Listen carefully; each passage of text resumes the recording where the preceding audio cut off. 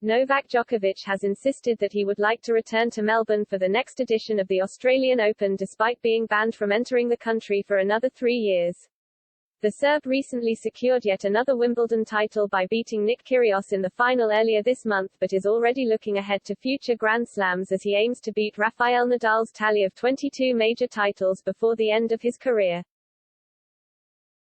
Djokovic is currently unable to travel to Australia after he was unceremoniously deported from Melbourne over his vaccination status on the eve of this year's tournament. He is optimistic that he will be able to return at the next time of asking, though, and has also pleaded with US Open chiefs to allow him to compete at Flushing Meadows despite his refusal to be jabbed against COVID-19. "I was deported from the country to which I would like to come back," Djokovic told reporters at the opening of a tennis center in Bosnia.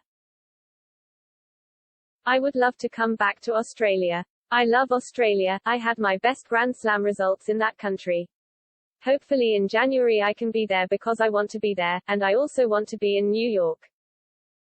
I want to be in America, I want to be everywhere I can possibly play. I am a professional tennis player, I don't go into politics or anything else because that doesn't interest me. I have my stance and I am a proponent for freedom to choose what is best for you. I respect everything and everybody, and at least I expect people to respect my decision.